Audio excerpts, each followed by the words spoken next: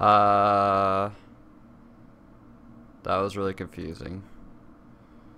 Why? For some reason, I heard the I heard the loop of the intro three times. Oh, I know why. Okay. Why? Okay, for some reason this is hilarious.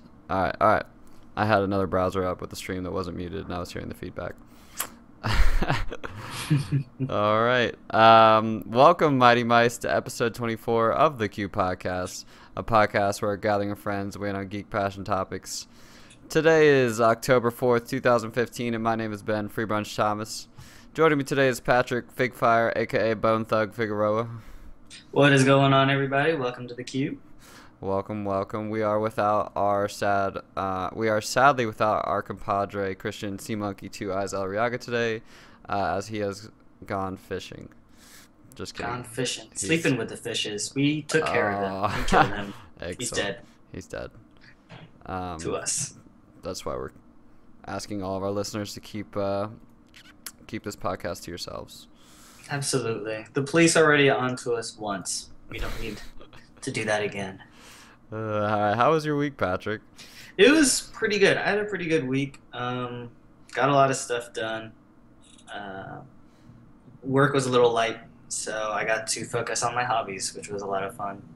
I feel like as we get older and as these, I don't know if the weeks are getting busier, or I feel like we used to talk more. like it's funny now. I guess it's good for the podcast content, but literally we are all so busy with whatever that we're now just like, shit, how was your week? This is our time to talk about it.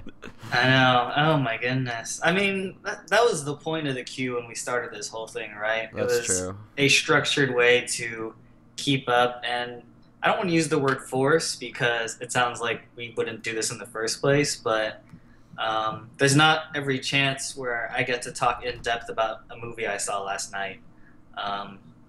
To anyone really, like something I just watch in my room on Netflix if I'm bored, and then no one else can. Like when I'm done with it, I have Twitter. I can tell it to Twitter, but Twitter cares. Twitter listens. Twitter listens so very well. Twitter's the only one who listens. Oh gosh, it's so sad. Oh gosh. Oh wait, I already totally forgot. We did play some Starcraft this week. We did. So we played one game. Did we talk about Starcraft on the last Q? We've talked about it before, but I bought it after our last podcast, so. And you got Wings of Liberty, the first expansion, and Heart of the Swarm, the second expansion. Hold on, so when you say first expansion... You're right. So, okay, because Heart of the Swarm is the technical expansion, right? Yeah, it's weird the way that they... To me, they're all three standalone games. So yeah. And yet I do think you're right. I think StarCraft 2 came out called Wings of Liberty, and then Heart of the Swarm was the expansion, even though it comes with multiplayer and single player that you can only play with the expansion, and they don't really tie back into Wings of Liberty. And now the third one, Legacy of the Void, comes out this November. Right. So I guess I would say that you got the first game and the first expansion. Yeah, pretty much. And it's been pretty great. So we can talk about multiplayer in a sec, but I want to talk about the campaign a little bit first, because that was the primary reason I got it. I didn't buy it to like become a grandmaster or anything. I mean, if I wanted to climb an impossible game, I would just stick with League. But StarCraft is so beloved, and the hype for it it's there with Legacy of the Void coming, and having played Heroes of the Storm, I was naturally curious about what 1/3 of these heroes were and who they were and where they came from, and guess where some of the personality comes from when you play these heroes. I forgot about that. I forgot about the tie-in to Heroes of the Storm. Right. You're getting a little bit more of the Blizzard lore. Exactly, and I wanted exposure to that because I had played Warcraft 3 and the Frozen Throne, so I generally knew. Was that when we played it? Oh no, you played it before we played it. You played it when you played it when you were a kid. I played the campaign when I was a kid, yeah. So I know who Arthas is and Uther and Calathalas and all of them. I know what they're about, but this whole Tychus, Kerrigan, Zeratul, all these people. I was like, I don't know. They all look the same. All the Mm-hmm. Protoss look the same, and so I bought the Wings of Liberty and Heart of the Storm to play the campaign, and I'm 3/4 done with the Wings of Liberty campaign. Um, and it does feel good getting back into real time strategy games. Even a lot of the havoc is still there. You're just like panicking and you're struggling to like build while moving units at the same time. If you're, I'm rusty, obviously. Mm-hmm. And these are all characteristics of like the classic real-time strategy game. So you're like real-time strategy is kind of a vague description because there's a very specific template that everyone thinks of when they hear real-time strategy, Yeah. which I guess it kind of makes sense because it's like a turn-based game where there's no turns. You're just constantly deciding what the best strategic move is, so that's why it's real time. But you're also Right. there's those notions that like you're kind of base building, like gathering an army, getting resources, managing Right. a lot of different systems as quickly Mhm. as you possibly can.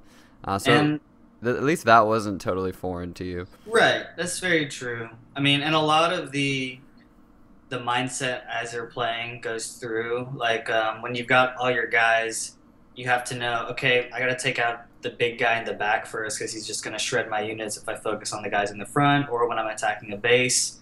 Like if you're attacking Protoss, normally you want to go for the pylons first, right? If you got No. turrets or no. No. Well, see, there you go. It's just things like that then.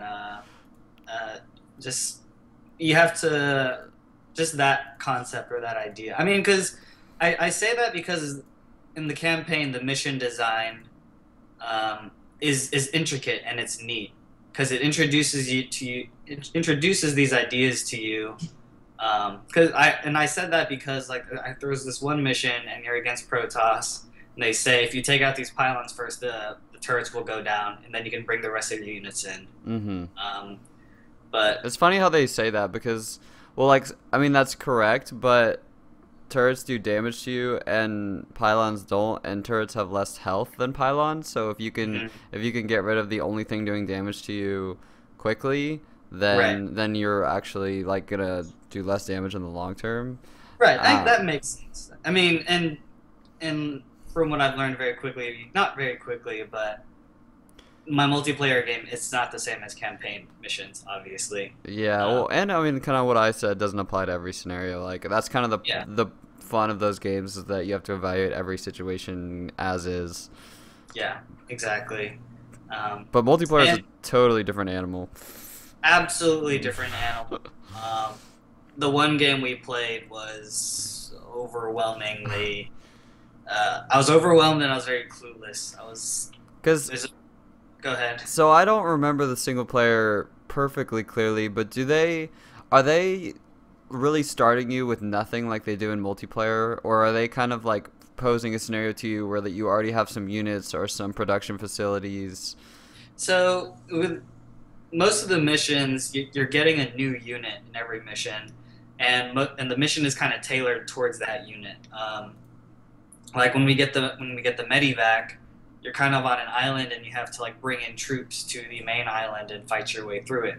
Or if there's like a quick strike thing where you have to strike bases quickly, so you get this unit, which I learned that not all of these campaign units make it to the multiplayer. There's a unit that transforms into land unit and to air unit. So you use the air unit to get from one place really quickly, and then you transform it to the ground unit to clean it up.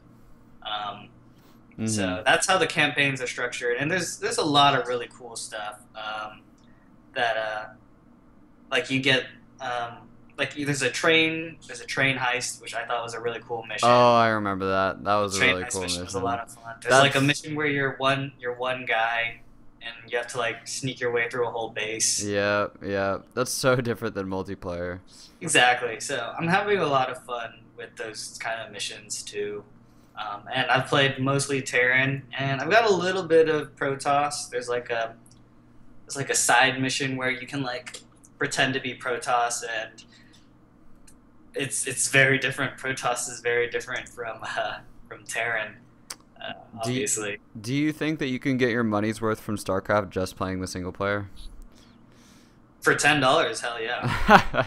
That's true. Was it $10 for both of them or It's $10 for each, yeah. for each one? So it is, yeah, Okay. absolutely. So how about when $60 Legacy of the Void? Or actually, I don't think they announced yet what it's gonna be. I think it might be 40 or 50. I bet you it's 40. 40, yeah. So what do you think just the StarCraft campaigns are worth for the people that don't have that bloodlust to murder or get murdered online? $10, $20. What we should probably, unless you're like a hardcore fanatic. Of RTSs. Yeah, of RTSs in general, or you love the thrill of like trying to beat these campaigns on brutal. Um, I mean, they're nothing special. Like the missions aren't, the story itself isn't like that great, but which I guess odds are if you're a big RTS buff, it could be for the multiplayer. yeah, You're like that guy that plays Call of Duty for the single player. I think so. But Call of Duty isn't tied in with like something as cool as Heroes of the Storm. That's true. And it's just, now I know who all these characters are, Tassador and all of them. It's just like, okay, so like I thought like all the Terran people were together, but Nova's actually kind of a bitch, and you know, they're totally not cool with Raynor, and it's just stuff like that that's kind of neat to learn. Did you hear that Black Ops 3 for 360 and PS3 is only going to be multiplayer? Yeah, They're just cutting out the campaign. I think that's, I don't know. I think maybe because I'm on the latest generation, it's like let's abandon. But like, there's a lot of people still out there with PlayStation 3s and Xbox 360s that could be upset. It really just depends, I think, on the price point. Because I don't know, if I was paying the same amount for a game that was missing a big chunk of it, that would be bizarre to me. No, absolutely. That's a really good point. Do you know what the price is? No, they haven't announced yet. Yeah. To my knowledge, yeah. Do you think 40 is fair? I could see it being 40. I think 40 is fair. Yeah, that's. And I mean, to me, Call of Duty, the bulk of. Well, I honestly think those single players are solid, but they're only usually like 5 to 6 hour experiences, and they're polished. But I mean, most people are into Call of Duty for the multiplayer, which to me is the same with Starcraft. I know a ton of people that don't even touch the single player in Starcraft. Yeah, no, I bet. But no, that's a pretty good analogy. Yeah, yeah, it's a really good analogy. Nice. All right, well, what else you got? All right, so during my light week, some of my coworkers and I, we got together to play a game called Carcassonne. Have you heard of it? No, but it sounds. What was the in True Detective season 1? What was the name of the? I guess the place that the Yellow King lived.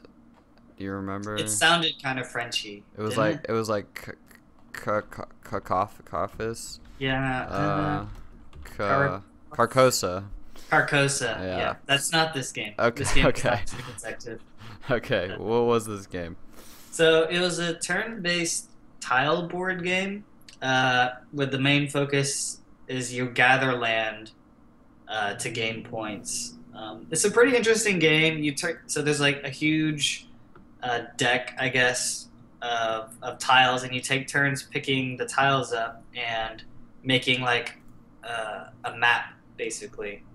And you can assign units to newly placed tiles, and then you can bank on getting long-term or short-term points by putting your units on like roads, towns, farms, and cities.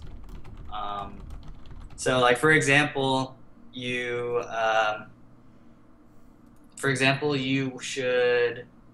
could put guys on farms and kind of play the long game, where as you connect areas together, as like other players connect areas together, you like gain points for your increasing farmland. Sounds like Settlers of Catan. A little bit. I think it is kind of like Settlers of Catan. Have you played Settlers of Catan? I have not, but okay. When I talked to the guy who bought this game and brought it over, he said it's kind of like Settlers. Oh, okay. Sounds similar. How long did it take? It took about probably an hour, maybe an hour and a half. That's really starting it too. That's the sweet spot for board games, I agree. in my opinion. We need It's to. not as obviously cut through it as like Game of Thrones, the board game, but it was fun. It was lighthearted fun. You couldn't like hard screw anyone over. You could just be like passive about it, which made things very civil, which is a little too civil for my board game taste. How long did Exploding Kittens last with you guys? We probably every time we probably play 3 or 4 games. Of Exploding Kittens? Yeah. Oh, okay. So and that takes about an hour. Well, I guess I meant, did that game kind of burn out at all? Like, did you want to try a new game? Because, well, I guess obviously you can't just play one board game, but. Yeah, I mean, I think the guy who bought this game, he bought it a long time ago, and he just brought it over because he had it. Gotcha. I don't know what the interest is in. The running joke was, we would bust out the Game of Thrones board game if we got bored and if we were prepared for a 6-hour experience, I guess. Dude, I feel so bad. Like, my coworker got the Game of Thrones board game like 4 months ago, and they tried to play it this one night. They watched the whole like 30-minute tutorial on YouTube and tried to start setting it up, and they were just like, "Oh, we can't do this. Like, not right now." And he's like, I don't think he's ever gonna play it, and it's just that game is such a good game, and it's so daunting. Yeah. It's like, I don't know how many people bought that game and just never found the time to play it. Yeah, I could totally see that. You need hardcore friends. It's not a game for the lighthearted at all. And hardcore friends that are into spending their whole Saturday or Sunday doing this hardcore activity. Yeah. Especially knowing where you'll end up in terms of friendships. Yes. Willing to sacrifice exactly some of that stuff. Yeah. Nice. And then finally this week, I really want to talk about Inside Out. I got around to watching it, and it is by far my favorite Pixar movie of all time. Maybe because I'm still fresh off the high. I don't know if it's like one of my favorite movies of all time, but damn, it is dethroned like WALL-E and Monsters Inc. as my favorite Pixar movie of all time. Have you seen it? I don't know if you've seen it. I have not seen it, but I have a coworker that could not stop talking about it after he watched it. Oh my god, it's so good. So it's a story about a young girl and the 5 emotional avatars that live in her head. Mm-hmm. All voiced by crazy, famous, comedic, lovable people. Yes. And they take charge of how this girl Riley reacts to things in her daily life. It is beautifully animated, but from both like someone who likes to dabble in art and a moviegoer, you're just gonna be in awe of just how gorgeous this movie is. I mean, the design. Really? Yes. I didn't. So that's not something I heard about it. That it was like aesthetically beautiful. I just thought it is like it's in the same way aesthetically beautiful. You've seen Monsters Inc. Yes. So like when they're running in the back, right? Like when they like where the doors come up and go, and like that whole area behind it. Do you remember? And then there's just like millions of doors, right? Yeah. I mean, that as a movie moviegoer, you can just like that's just jaw dropping. Just seeing that, just like that design and just the visual component of it was just like so much fun. Yeah, now that I think about it, like Monsters Inc. had a lot of that. WALL-E had a lot of kind of moving moments where it wasn't necessarily it wasn't explosions in space, but it was just combined with the music and the lighting. They're just great set pieces. Yeah. I mean, it's not a set piece like in a real movie set piece, but it's a setting that when you think about, like, someone sat there and came up with a concept art for, and so like just keeping that in mind, it's like this movie, just like I would put with Monsters Inc. It would be fun to see a concept art book of, because I'm sure the creative minds behind it were just having a blast with some of the things you saw. Mm-hmm. Like especially these characters, they're so adorable and fluid, and each like movement and their design it outlines an aspect of their personality perfectly. And you just have to give credit to the animators there who just did a fine job. Um, Amy Poehler voices the main character, and she continues to be my hero. Um, Did you and cry? I'm gonna ask the tough questions. I got emotionally shattered. I'm gonna not say if I cried or not because It all you depends know how tired you are. we're in public, but it was emotionally shattering. It's a clever movie because it's based mostly in the brain, and it's great because it makes catching up like to what's actually going on very seamless and smooth. So like you're in the brain, right? And there's a lot of accurate psychology and psychiatry going on back there. Like when you think about Mm-hmm. everyone knows like short-term memories, like during sleep they get converted into long-term memories, right? Mm-hmm. And so like that is animated in the movie. So like when the day's done and Riley goes to sleep, the avatars in her head are like, all right, that's a wrap up, day's over, and they send all the memories she made through a tube that goes to the long-term memory part of her brain. That's so Uh, clever. yeah, and then like you think about like, oh, a train of thought. In the movie, it's an actual train that like brings things from one Ah, part of the brain to the other. so adorable. And like what happens to forgotten memories and there's so much more than just this, and I don't want to ruin it for the listeners and you because it's so much fun sitting there watching this movie and then having them present all of these abstract ideas that you recognize, and then you see it visually. Like that is so clever that they made that Yeah. this way, you know. Do they do anything with neurotransmitters like serotonin, dopamine? No, that Okay. one's I a didn't little too yeah. far, There's but not really anything adorable about neurotransmitters. I was just curious. no. You No, can't do I any. mean, because you would think, like, I guess, like, Amy Poehler's character Joy is like dopamine, because whenever she's at the quote console, she's making Riley happy, and then Mm-hmm. when sadness is at the console, she's making Riley sad. Yeah. And I just want to touch on, I guess you mentioned it earlier, like the emotional part of it, and for a movie that's about emotions, it's incredibly emotional. It takes you from these ecstatic moments of joy to shattering like sadness at some points. Mm-hmm. I heard Um, they tackle some like really serious like it's life issues in that yeah, movie. it parallels a very humanistic story, and I'm not saying like other Pixar movies don't, but let's be honest, Cars wasn't like the deepest thing in the world, It's not that relatable. right? Or even if it is relatable, it's so cliche and just like the end of Cars, Steve McQueen was like, "I'm gonna give up fame to for my hometown guys." But this is like, this movie is it's very humanistic.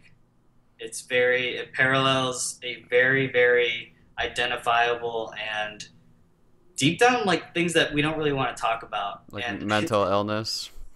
I don't know about mental illness, but just That, like that movie doesn't talk about that. Like well, I mean that in terms of like memory loss and yeah, like yeah. okay It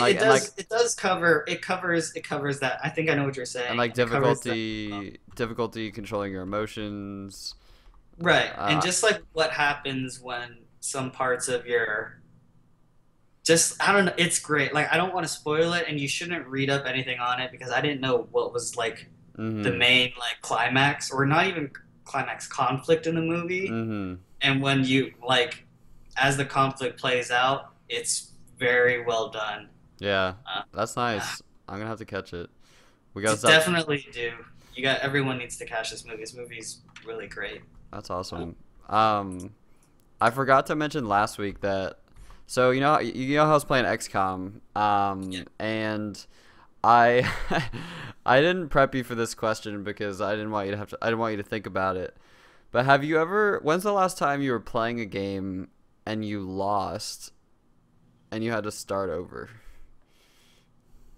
What do you mean start over? So I like you I have all my so one of the points of XCOM is it's a turn-based strategy game where you deploy your troops to try and prevent aliens from taking over the world, and you belong to the special committee Right. formed by the leading nations in the world, and if they don't think that you're doing a good job stopping the spread of the alien plague, they will withdraw their support. And if 10 nations withdraw support from your initiative, you lose. Like you get game over.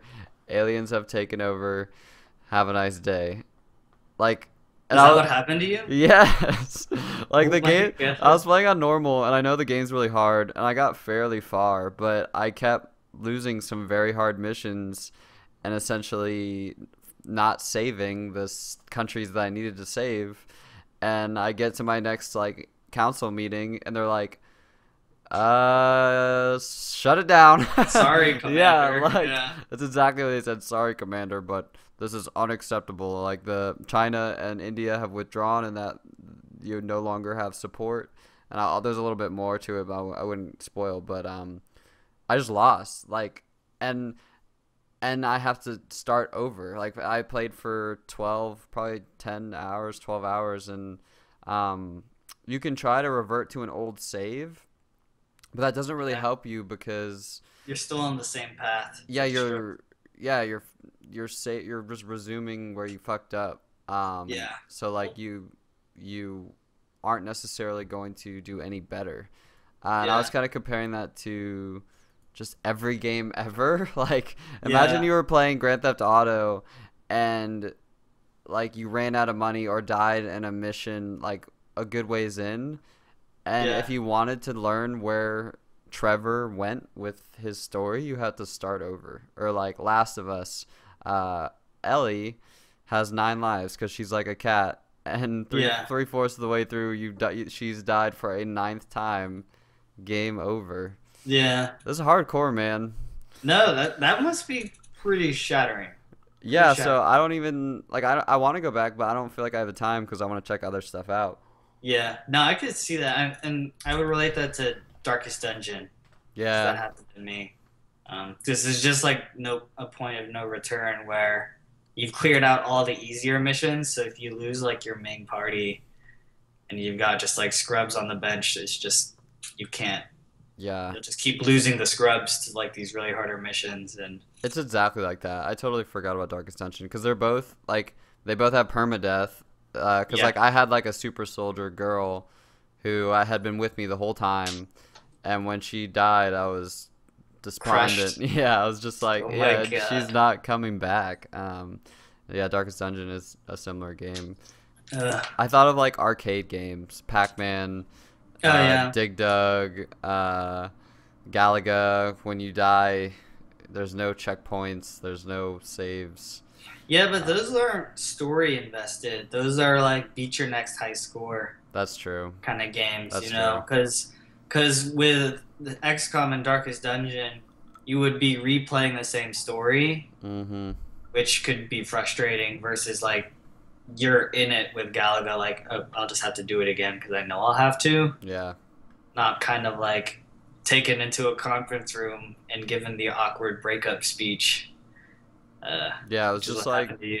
it was just like really funny to me because I was like I was like about to get sassy with the game. I was like, "Wait, you mean what?" Like Yeah. nobody fails me. Like I've been playing games for years and they always just let me keep going. Give me another chance, boss. Put me in, coach. Yeah, it was really funny. And then last night I watched Broadway Idiot, which is it's a documentary about the making of American Idiot, which is the Green Day musical. Yeah. It's like an adaptation of the album American Idiot to Broadway that kind of creates this story about Billy. Gosh, what's his name? The Green Day singer. I don't know. Billy Joe Armstrong. It's kind of like a little bit a reflection of his life, but Hmm. only in the way that the album he wrote about like references a lot of things that happened to him in his life. But Yeah. he kind of worked creatively with some Broadway producers to make this play, and my family introduced me to the soundtrack, which is amazing. Like it's Wait, is it Is it Green Day songs? I'm very Yeah, confused. Okay. but they're yeah. So it's a musical, a Broadway. Oh, I shouldn't have said play. I should have said it's a Broadway musical with reimagined songs from American Idiot. So they have different arrangements, different choruses maybe, Yeah. but they're all the same songs with some of the same, all the same music, just maybe Okay. rearranged. And it was like it's really cheesy to like Green Day. Like everyone hated Green Day because they got so overplayed. Yeah. But that I fucking love Green Day and these these these musical numbers. They kind of take the emotion that some of those songs had and make it. There's something about musicals. Like I like Yeah, they musicals. pronounce them, yeah. Yeah, like I don't go out of my way to watch musicals, but I really enjoy them. And when I hear maybe a musical rendition of a song with like an entire cast singing at the same time, it's like very powerful. There's something Yeah. about musicals that's, for lack of a better word, like sometimes a little bit magical. And I really enjoyed seeing the documentary about kind of how the musical was made. Maybe wish So that wait, I did you actually watch the musical? So no. this is a documentary about a musical, Yeah, not yeah. But yeah, they show like they'll take like a 2 minute montage of them rehearsing the right. like you see a lot of the musical, but no, you don't really watch the musical. More of it is about the behind the scenes kind of collaboration stuff, Okay. which is almost more interesting. I think I actually probably enjoyed this more than the musical. Okay. But yeah, it was really great. The lead, you watched the Newsroom, right? I watched the first season. So the lead, the guy who plays like Jimmy, who's kind of the main character in American Idiot, I think it was Jimmy. Yeah. Uh, yeah. So he was, um, John Harper or Jim Harper, Jim Halpert? Jim Halpert from the Newsroom is Yeah. like he's like actually a really musically talented actor and singer and like rock opera god. It was really weird. I Gotcha. was like, where is he from? But yeah, so I enjoyed that. Maybe I need to watch more musicals. I remember seeing. Have you seen Across the Universe? No. Oh man, that movie like moved me. Even though it's really weird, it's all Beatles songs. I love musical movies. Okay. Anyway, not the old ones though. I don't like Sound of Music. That's crap. Sorry. Whoa. Sorry.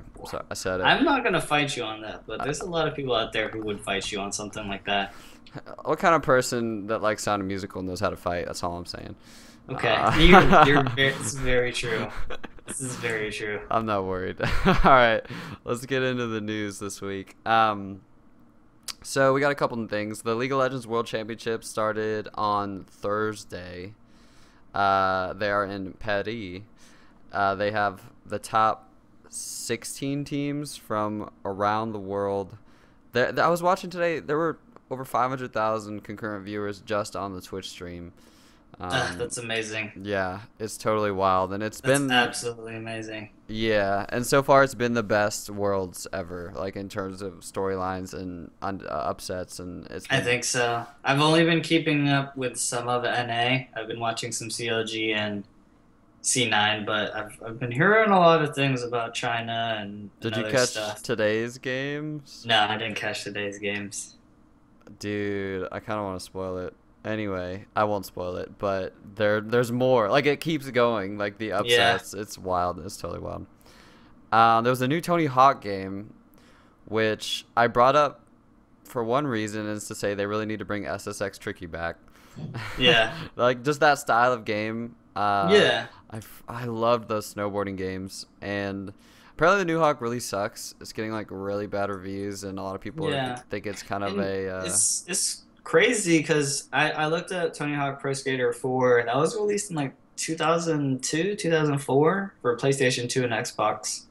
That's a long time. It's been a long time. They've made offshoots like Oh, like American Wasteland and all yeah, that. like American Wasteland. I forgot the other ones, and I think Mhm. that's why people are so upset with this new one, is because they tried to bring back like there's by calling it Tony Hawk's Pro Skater 5, you're implying that this is a proper sequel, Yeah. which I don't. It's not a great game. Yeah. In terms by I mean, reviews. by I never reviews. really played any of those games. I was really big into Tony Hawk's Pro Skater 1 and 2 on the Yeah. PlayStation, which I did not own. Right. Whenever I went over to my cousins for family functions, we would just sit in the bonus room and play the warehouse level. Yeah. It was amazing. Um, Yeah. That's good. That's cool. we also got extremely important video game news. Water has been discovered on Mars. Yeah. What do you think this means for the landscape of the console wars, Patrick? I think it's gonna profoundly affect the.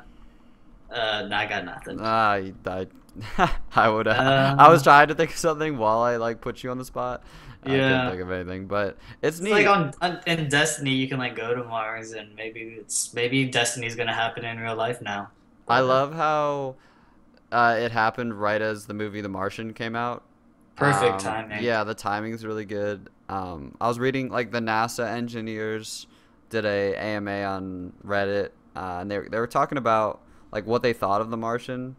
Mhm. Um, and they really liked it. They really liked this emphasis on the science and stuff. But one of the more important things they said is that movies like this are actually extremely important for the kind of health of NASA and in terms of funding and public opinion, which was really scary to me because Yeah. I mean obviously as like we have a background in engineering and we really which doesn't mean anything actually, but we're people that have a curiosity about space and like hearing about things like the Mars rover or water on Mars enough to put it in our gaming podcast. Absolutely. But when I heard that note on Reddit, just like, yeah, like we're so happy it's doing well because like it just reminds the public that space is important and exploration is important. And I was like, shit, like I hope.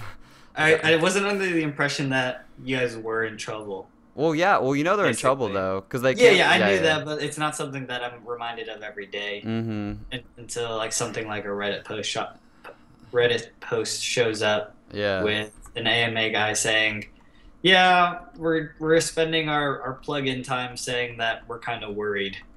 It's Yeah. like, oh shit, okay. Yeah, and like it almost makes me want to support like things like Interstellar, um, Adrift. Have you heard of that game? It's coming out. Yeah, I think I have. That's the one where you're in space and you're looking for oxygen and stuff, right? It's essentially Gravity, the movie, or the Hmm. video game. Gravity, the video game.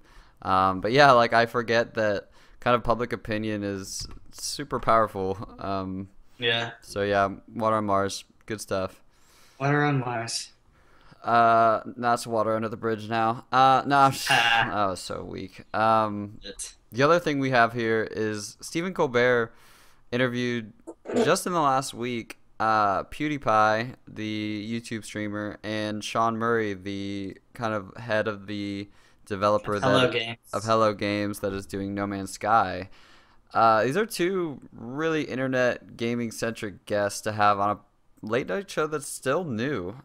Yeah, and what I want to like point out is that Colbert, like his part of his PR thing was we're gonna have like unorthodox guests. We're Mm, gonna we're gonna we're not just gonna have like who's so hot. I mean, we are gonna have who's so hot in next week's movie, but we're also gonna have important, not important, but just like relevant people in areas that aren't really.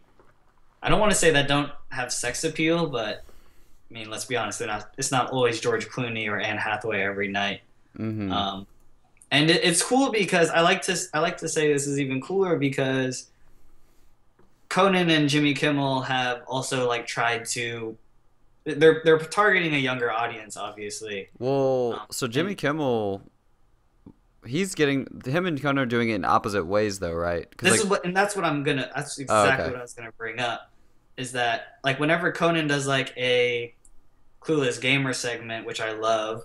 He's taking shots at the industry and like the audience at the same time as like a non-gamer, and even Jimmy Kimmel got a lot of flack for just perpetually making fun of people who like watch Let's Plays. It's so But okay. Go ahead. no, yeah, go ahead, But jump in. their tone is so different though. I guess so. I'm a little bit. I got kind of fired up about Jimmy Kimmel's latest like Jimmy Kimmel. His kind of approach is I don't understand. I don't want to understand. I don't know why you would want to understand. Like why it's like why would you he said it's like paying someone to eat your food at a restaurant. Like he said that in references to Let's Plays. Like why would you want to watch someone playing video games? Whereas to me, Conan's Clueless Gamer segment is kind of endearing and lighthearted and like he's having fun, and when he's making fun of games, he's actually like making fun of games because he's playing them, like because he's making an effort, and I'm not gonna say that he cares, but like he's actually making an effort to kind of talk about the games, and some of his critiques are actually Yeah. critiques that are like spot on. Right. No, Where I agree yeah, because because from a non-gamer standpoint, he'll ask a lot of pertinent questions. mm-hmm. But then he'll also, and you're right, a lot of it's relevant because like when there are sexy women on the screen, Conan will be like more, more, more, more, more, and he's also kind of pointing out, like there's a lot of sexy women in video games, and Yeah. I'm not saying that's his like objective, but Yeah, and well, it's like I don't know. Like, and like he has a reoccurring segment called Clueless Gamer, whereas Jimmy Kimmel was more of a like, oh, YouTube gaming launched, let's make fun of nerds. And I've loved Jimmy Kimmel for a long time, but I definitely think that Conan and Colbert are trying to tap into an audience that is kind of the internet audience. It's kind of yeah, untapped in terms of late shows, because late shows traditionally have been around for so long. Their formulas haven't changed, and they're like all these new late night show hosts are trying really hard to get back the youth, like Jimmy Kimmel, or not Jimmy Kimmel, Jimmy Fallon with his kind of social media his stuff. games, yeah. Yeah, his games and singing. So it definitely seems like a sign from Colbert to kind of just with how many different late shows there are, just kind of give a different appeal. Yeah, I mean, and his appeal was that there wasn't, I guess, a shtick that went along with it. I mean, when he was talking to PewDiePie and Sean Murray, he was being his very charmful Colbert self, but he was very versed in what he was asking. I know he was reading off a card, but it was important to him that when he was watching No Man's Sky, that the scale of the game was conveyed, you know. Yeah, Versus Conan, when you watch him play Mortal Kombat, he's gonna like curl up into a ball. He's gonna talk to Marshawn Lynch about Skittles, and like there's a very funny shtick involved. Well, I liked Colbert's interviews because they were a little more serious, but they had Colbert charm to it. yeah, he dug deep into it. Yeah. What do you think of Sean Murray doing more press for No Man's Sky? Well, when I read it on the subreddit, when Colbert right out the gate said, "When is the release date?" and instead of That's great that he asked that. yeah, instead of Sean Murray saying soon or whatever, he said it's more of a secret than it's gonna be coming soon, which can mean either one of two things: either like they're not even close to being done, or they're getting close, but they don't want like release date is not pertinent to the hype of the game for them. It's just like interesting, like how you interpret why he said it. We're keeping it a secret versus it's coming out soon. Yeah, That could be reading into it too much, but yeah. like for everyone who's pestering him, because that's all he gets pestered about is when is this game going to be released? When is this game going to be released? I'm sure he has to tread those questions very carefully. So my thing is like he only gets pestered when he does another one of these like IGN firsts or appears on the Late Show with Colbert. And to me, I'm kind of at a point, I think a lot of people are at a point where they don't want to hear about this game until it's out or until there's a release date. Like, don't keep, or I mean, we're all like creatures of hype. And when we keep seeing Reddit posts and we keep seeing news articles about this game, we're like, that fatigue is starting to set in where you can't keep hyping us and unhyping us over and over again. I still think The trickle feed is slightly getting annoying because if you are a fan, and I know he's reaching out because obviously the Colbert is a very different audience than IGN, you know. Yeah, we're talking CBS versus IGN here, and it's just. But if you're a diehard fan, everything you saw that Sean did is nothing new. Yeah. But I just watched that clip to see his interaction with Colbert, not like to see the game. You know what I mean? Yeah. Well, it's like, Because oh, yep. yeah. It's like, oh, games are on night show. That's kind of neat. Yeah, exactly. But Anyway, so hopefully we hear more about that soon. I mean, I'm still optimistic on the game because obviously it's better to be optimistic than pessimistic. yeah, and we obviously need more games that are endless, right? Yes, Yeah, yes. That would be a really good segue into my topic. that's kind of what I was going for, All right, but let's do it. kind of derailed it. I was like, God damn it. I was thrown off by the order of the Google Doc. Uh, We're gonna segue the shit out of that and gonna avoid the acknowledgement of the segue. My topic this week is pros and cons of open world games. The initial motivation for this topic was something that I was thinking about at the gym actually, and I was kind of thinking about the games that are coming out this summer and how I wouldn't have time to come out this summer. It's freaking fall. The games that are coming out this holiday season, like Fallout, and I still haven't started. I still haven't started Metal Gear. And these are all like 60-plus-hour games. And I was like, man, are there too many open world games? And then that kind of evolved into like, why are all these games that we have now open world? And what are the pros and cons of open world games? And I want to give like kind of a, I guess for people not familiar with what an open world game is, although I think a lot of people are, like our distinction when games first moved from 2D to 3D. Because even 2D games, that Castlevania template could kind of be considered open world with the backtracking that was available, and how you could kind of go in and out of the same zones. But when we got to 3D, obviously we're pushing the processors to the limit, and the games that started to appear and be created were what's quote unquote linear. So you get these set pieces, these areas to bridge and complete, and you follow that path set before you till you get to the credits, and that was something that allowed developers to get the most out of the processing speed, to get the most out of the physics engine, get the most out of the texture files when the movements of the player are very predictable, the stage is set. Now, in the last 10 years or so, I wrote down Super Mario 64 because to me that was one of the first, and I'm probably missing a lot of JRPGs, but to me Super Mario 64 was one of the first 3D open world games. So I guess that was maybe even more than 10 years ago. But now it seems like with Assassin's Creed, Far Cry, Fallout, Watch Dogs, Tomb Raider, Grand Theft Auto, Sunset Overdrive, Dragon Age, everything seems like it's open world now. That's kind of what sells. That's what our AAA landscape looks like.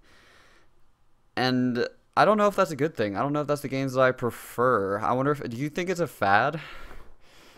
I don't think it's a fad, Mm-hmm. because a lot of what this game, like when developers show their games for a lot of the time, for a long time now, they'll like have their guy up on a mountain and then they'll say, everywhere you can see is a place you can go.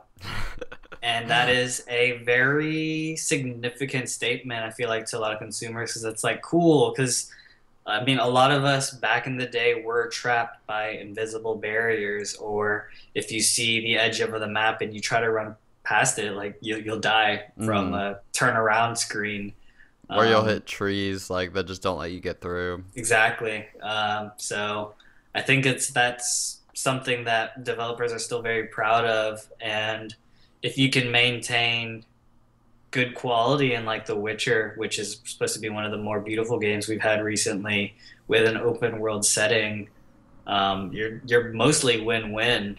Mm-hmm. But that's what I think of in terms of fad. I mean, everyone has different tastes in games, so whether or not they like or whether or not they like open world games, I think is a lot about taste and what you're particularly feeling up for. Mm-hmm. Yeah, go ahead. So I think that. So I think one of the things that I was thinking of was that. Do you have two different waters? I do. So one of the things I was thinking was that what open world games I think the reason why they're so popular right now, and one of the reasons why they rose so quickly, was that they offer a different level of immersion. Because, like you were saying, when you run into an obstacle, an quote unquote invisible wall, that is a immersion breaker. Because you're like, oh, I'm being confined. I'm playing a game. Right. But what open world games let you do is go wherever you want, like limitless possibilities, almost like real life. And Yeah. I think what is happening, and I don't know this, but I feel like developers, just in what I see lately with the Assassin's Creed and the Mad Maxes and Sunset Overdrives and whatever, they're kind of changing the definition of an open world game to that the pro is not the immersion, the pro is the value. So they're like, we can't have an open world game that doesn't have collectibles. We can't have an open world game that doesn't have a bunch of side quests. Where because they're investing so much time building the world, they're like, well, we have to make it worth it by having all these little items to complete Right. these little bite-sized pieces of content. And someone like me, I'd way rather play something like The Last of Us or Uncharted or Halo, where every second I'm playing the most beautiful set pieces that console gaming has to offer, and I'm Mm-hmm. progressing the best And you're story, moving forward. Yeah. yeah, that the game has to offer. And I feel like open world games aren't less interesting because they're open world. They're less interesting because they're trying to take advantage of mechanics that only open world games can have, like collectibles and side quests and Right. climbing towers and all the is it Ubisoft or Ubisoft? I always thought it was Ubisoft. Yeah, I think you're I right. don't know. So I think that's just one of the things that's bumming me out about the latest crop of open world games. That's true. I will say, like, people do love their collectibles and side quests.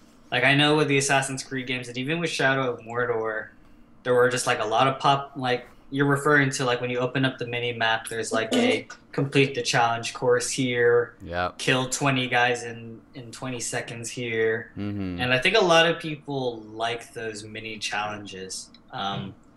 Or even it even makes, and this is an awful way to put it in, but like when you're trophy hunting, Yep. like it's a great way to say, like, here's a trophy. Let's make a trophy about completing all of the kill all the guys quests. Yeah. Or let's make a trophy of completing all the timed lapse, time slash lapse thing. And like people love trophy hunting. People love these little bite-sized things. And when you throw it in, like I'm just thinking with Shadow of Mordor, when you throw it in a game where the mechanics are pleasing and fun, like killing things is fun to do in Shadow of Mordor, you don't mind doing it. And Yeah. having a little direction is a lot better than just like, oh, I guess I'll go kill everyone in the tower again for no reason. But when you put can you do it in 50 seconds? Can you do it in 40 seconds? Can you do it in 30 seconds? Mm-hmm. It makes it fun. It makes there's a goal there.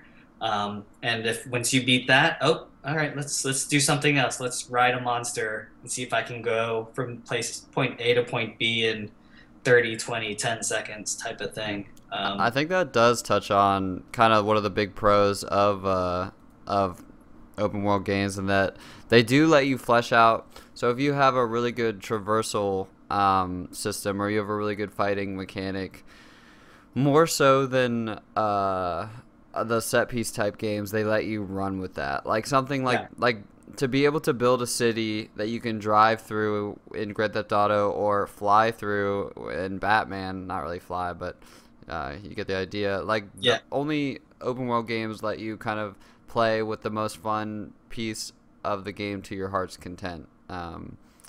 Yeah. So that is a really good positive. No, I mean, and with all these, well, I'll also say with open world, another con is that something I have a problem with in The Witcher, and I think we brought it up before, is that there are so many side quests, and you can spend 3 or 4 hours just doing side quests, and by the end of it, you've contributed nothing to the main story. And I think it's just how you're feeling that day, saying, was that worth it or not? Because sometimes it's great to build the world around you and learn all these people's names and think like, oh wow, this woman like loved a werewolf and she's really pissed off that you killed it, so she like made herself a werewolf. and like to get revenge. And then it's just like, okay, so I killed both of them and I got some money from the town.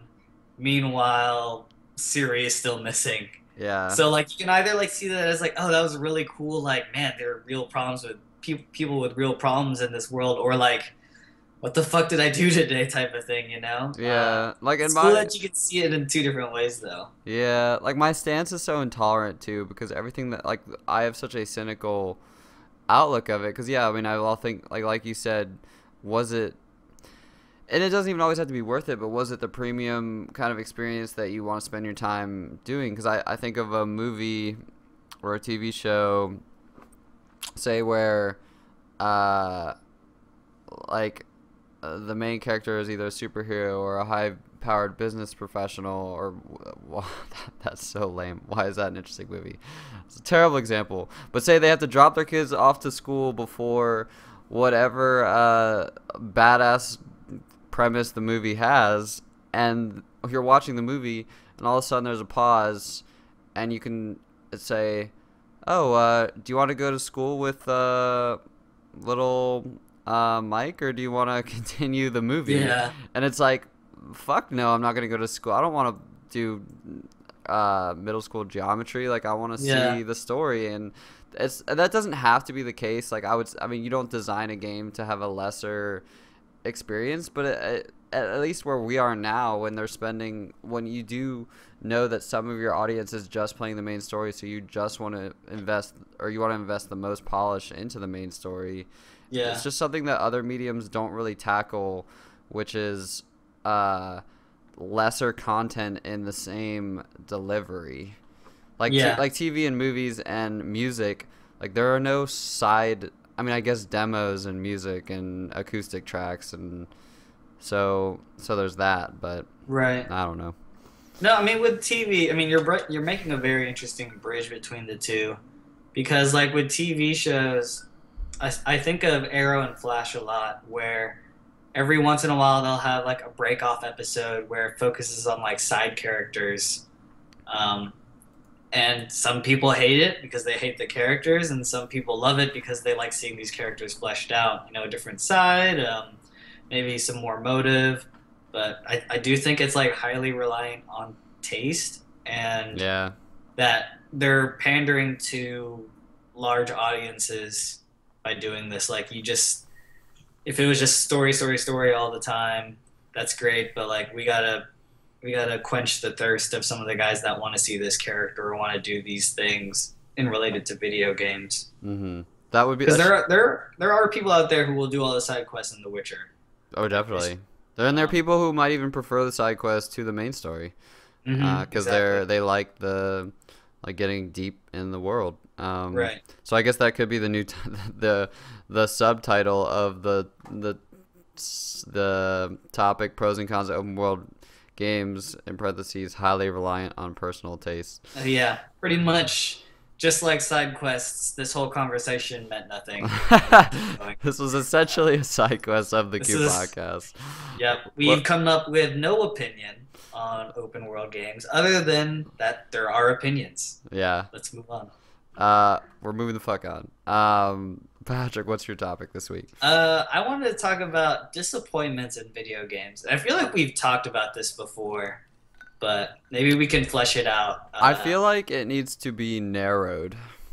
Okay. Like, so I don't mean to derail it immediately. Yeah, absolutely. But when I was writing down my notes, all of a sudden I went from games that were disappointing by content, games that were disappointed because of failed launches, consoles that were disappointment, games that were disappointing because the release date got botched.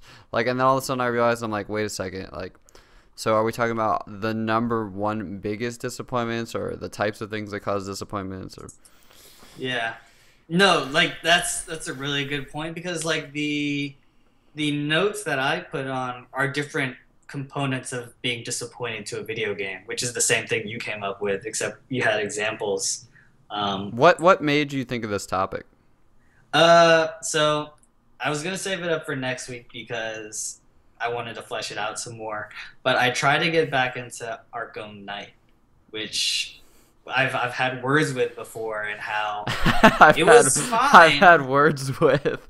I heard It the was latest DLC was shit. it was yeah, and I'm gonna play that this week and then come back to you guys with it.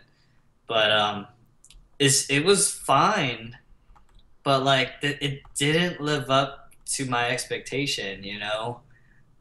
And so I was like, well, I hate this feeling, and I want to like flesh it out with like other times I've had this specific feelings.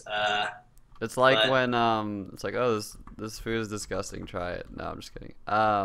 yeah, The so it's funny to me because I like that that's back because people that have um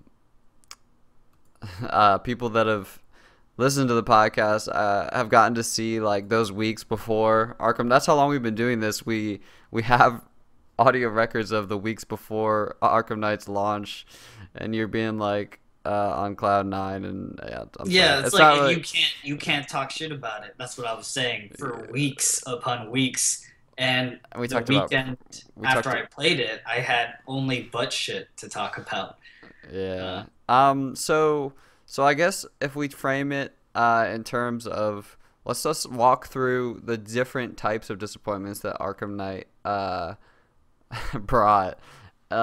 So one thing I would ask you is, have you ever voted differently in terms of gaming with your wallet because of a disappointment?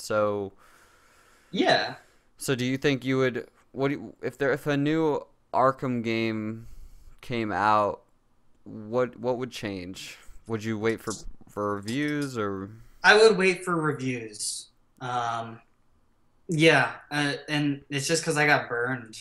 Uh, yeah, I mean, I love Rocksteady. I love what they like, just like what just what happened. Like Arkham City was incredible. Arkham City was, it still is like one of my favorite games of all time. Uh, but so what I would postulate to you is that if Arkham City had never come out and Arkham uh, Asylum had never come out, this was your first Batman game, I bet you would like love the shit out of it. absolutely, I was gonna cut you off and say it'd probably be an incredible game. Yeah, which is weird. Like I can't like to be is being disappointed. I guess by nature the requirement has to be that you have to be expecting something great. Yes. Yeah. Um, so I don't know. It's yeah, I mean, but I mean, I don't want to like turn this around and like us talk about games that have, surpassed the sequel and like met with what was expected. But I I mean, another big disappointment in video games I can think of is like the Mass Effect 3 ending. oh Um, yeah. but So like, and I always preface this when I talk about Mass Effect. 95% of that game was fucking amazing. yeah. But everything that happened at the end just shredded all reputation this game has. This is Uh, such a depressing conversation. yeah, it like 95% of that game was great. Like there were like so many incredible fucking moments in that game, and like I'm so excited for Mass Effect Andromeda because of everything. But Yeah. like you just it just you're just disappointed that after some people 90 hours, me probably 60 in one run. Like I had multiple runs, so I played Mass Effect a lot. Yeah. It's just this investment, and then I don't know the decisions that the developers make. So you have a question here, like what is the premise to a disappointment? And one of the questions you have is a sequel to a beloved franchise. I can I can't honestly think. It's kind of like music, where the first album you hear from your favorite band will always be your favorite album because Yeah, it's like what you first discovered and what you have the fondest memories, and right. it was the freshest thing. And I can't think of like a sequel that I enjoyed more than the original. So Halo 2 is like my first Halo game, and I Mhm. honestly never enjoyed a Halo game again like I did Halo 2 because they weren't different enough. I wasn't the nostalgia was not there. Gears of War 2 was an amazing game and improved on Gears of War in every way. Not interested. Like, I was like kind of disappointed. Call of Duty Modern Warfare 2. No one likes Modern Warfare 2 more than Modern Warfare 1, even though Modern Warfare 2 is an objectively better game. Yeah. Just that everyone remembers Crash, Vacant, overgrown. I don't know. But can you think of a sequel that? I can think of a couple. Let's hear The 'em. only one that I can do experience off of, Arkham City was by far just like a greater game than Asylum. So a In lot of my people, yeah, like a lot of people disagree with you. I have to disagree with them. The game was bigger in scope. It made use of better villains, like just a wider assortment of villains. So I'm gonna stop you right there. Could Go you ahead. those two statements you just made? Could you apply those to Arkham Knight over Arkham City? No, Bigger in scope, more variety of villains. I would say lesser variety in villains. Narratively, Knight might be better. Narratively, um, just because of like the one like great twist. There's some really good story elements, and I talked about it when like Arkham Knight came out. Like the one thing Arkham Knight really has going for it is just like the. Do you know what the twist is, Ben? Have In you like? Arkham Knight, Yeah. um, we can talk about it after the podcast. I think I might. Okay. Like it just like that component of it, I was just like floored. It's just like one of the most memorable moments in gaming for me. But I mean, I still think City is better because it Arkham Knight didn't have like more fleshed out villains than the step up. Like the step up from Asylum to City was not the same step up of like villain scope for from Yeah. City to Knight. I don't know if that it's hard to It makes sense, but I just think say. I'm trying to stay on the like how do we tie that back into like the role that disappointment plays in video games.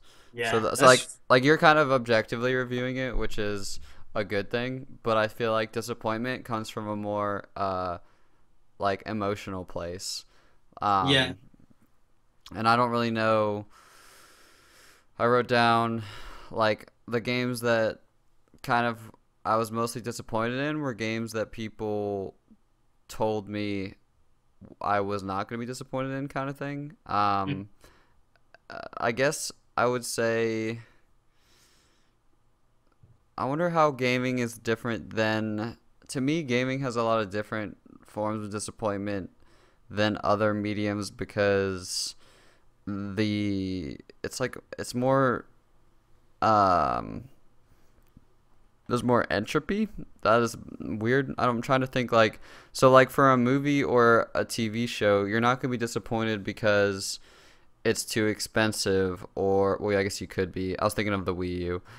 yeah, Or like it's not gonna be disappointing because it crashes or because you lose your save file or because it's too long or too short or it gets like there's so many different ways that gaming I think is a harder piece of the puzzle to crack. right. I don't know. I guess I'm lost. Yeah, I mean, you're right. Like it's a lot of it is taste and emotion, and like this, your how you were introduced to it is incredibly important.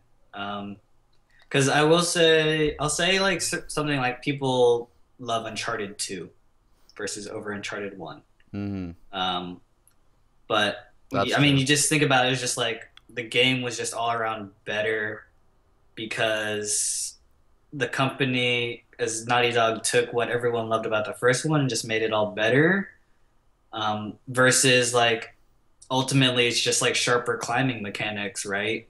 So is that not as innovative as coming up? Hey, let's make a game about climbing. Yeah. Um, like what do people love about that? I don't know. hmm I don't know. Well, I'm trying to just read through some of the questions. I will say that a lot of people I think that like a lot of podcasts and a lot of reviews and a lot of um like games discussions and media talk, like when they're talking critically, they talk a lot about disappointment, or they reflect on certain pieces that they weren't a huge fan of. uh and I was like, I think I've talked about this on a previous podcast, but it was kind of an argument towards Let's Plays and why people are trying to tap into why they're so prevalent right now, and why they're kind of taking over the written medium, and why they're so successful. And it's because you can't really remember the exact emotions that you're feeling as you play a game. Like Yeah. when you're reflecting on Arkham Knight, or you're writing a review for Metal Gear Solid, like you're trying to work off your notes. You're trying to, like, it's never going to be as accurate as literally watching your face and Yeah. seeing your expression and hearing the words that you're thinking of at the exact moment that you're playing Hmm. something. So I think about like biggest disappointment in video games, and I feel like they're they're only useful for talking. And I think that, like, even a lot of the biggest disappointments, I know I had a lot of fun playing, but I just Just compare it. thinking back on it. Yeah. Yeah, but I just compare it to a different time. Like That's so funny because you say it like that. Were you done with your thought? I think so, yeah. Okay, because Mass Effect. I'm going back to Mass Effect because it is one of the internet's most famous game disappointments, right? Mm-hmm. And I finished the game like at 4 o'clock in the morning because I was at the final stretch and I was like, I have to do it. I have to finish it, right? Mm-hmm. And when I finished it, the hate wasn't there. It wasn't like I was like, I did it, I completed it. The ending was corny, yeah, but like, holy shit, I did it. I got the trophy. I completed my trilogy. Shepherd's Tale is over. And it was only after starting to like read through it and like see what the other because you choose one of three options, and the internet quickly found out that none of all three options were complete bullshit. Oh But yeah. it wasn't like immediate hate. I didn't say what the fuck was that type of thing. It's Mm. only as I think back on it that I get angry and angrier. Like I should have had a better payout. So is it a disappointment that I didn't have a better emotional payout, or I uh, I think it kind of reminds me of the new Star Wars movies too, because I feel like people, the hatred has kind of, like, while you're watching it, you're not just like, I mean, I'm sure some people were fuming, but I mean, yeah, it's not like, I don't know, I don't remember being like, I'm gonna walk out of the theater because this is not the Star Wars I want. yeah, Like like hell no, like that's not what you're doing. yeah, it's crazy. And you think about, you're so right with this, that idea about when you review it, you're not like poking holes. I don't want to say the word say that you're poking holes in it, but you kind of are. You're like finding reasons And it, to, I don't know. And it's like, well, I also was thinking about it in terms of, when you talk about history, like you're saying this is a first person resource, this is a second person resource, a third person, like a third. Do you know what is the word I'm looking for? Like a Degree, third degree. Yeah. So secondhand, like secondhand source. yeah. So like this source is from someone who saw it firsthand, or this source is from someone who read a journal from someone who was there. And to me, like, just in the nature of what a disappointment is, it's like a secondhand source, like, which isn't a good or a bad thing, but it's just like, talk to yourself while you're playing the game, and you can't. It's just like, I don't know. I was just kind of looking, like, trying to find meaning in kind of like just any. Actually, I wasn't finding meaning. I was just like thinking of interesting spins on Yeah, disappointments. And to me, it's just the knowledge that you kind of have to be aware of the degrees of separation, kind of thing. yeah, Like a Wii U, like the Wii U might be an objectively disappointing console compared to the other consoles or the sales of the previous consoles. But if you put the Wii U in the hands of like some kids and you start playing Mario Kart, like there's nothing disappointing. Like there's only yeah, it's a joyous console with like joyous yeah. games. But like when you kind of dwell on the disappointment stuff, it can kind of change your frame of reference. No, yeah, it's yeah. I feel like a lot of the time in this podcast, I mean, we're not blowing up stuff. We're like hating on it, but ultimately, like you said it earlier with No Man's Sky, is it's not worth the energy spent on like predicting failure or saying like, oh well, this game's gonna flop because of this. Yeah. Um, It I would mean, be oh, it would be hypocritical as gamers to do a podcast about how disappointed we are with gaming. Like I'm not saying that doesn't have a place, but like when you take a wider view, if you're trying to be authentic and accurate in your thoughts on things, you have to remember, like, I don't know, you're doing this because you care. Like, you're disappointed because you care, and then you kind of got to bring that context in. Well, why did I care in the first place? right. No, the your taste, your original taste in like video games is stronger than like you're giving this critique because you have a particular taste and a particular standard you're trying to live up to almost. Mm-hmm. Um, and like no matter like what you say, like the taste and the original reason you did it, you're right, is still there. Mm-hmm. Well, But cool. yeah, I think we like hit, like, I think we were lost, but I think we kind of hit a good point. So I'm gonna wrap it up there. cool. Let's do it. All right. Well, that's going to do it for this episode of The Queue. Thank you so much for hanging out with us. Check out new episodes weekly every Monday. We'd love your feedback and opinions wherever we can get them. Drop us a review on iTunes if you can. You can watch our live stream at twitch.tv/TheQPodcast every Sunday afternoon. Follow us on Twitter at fig_TV, at cmonkey2eyes, and at freebrunch to find out when we're going live, specifically freebrunch. And check us out. So many plugs at the Fig TV and freebrunch on YouTube. Take care, everyone. All right, bye guys. Thanks for watching.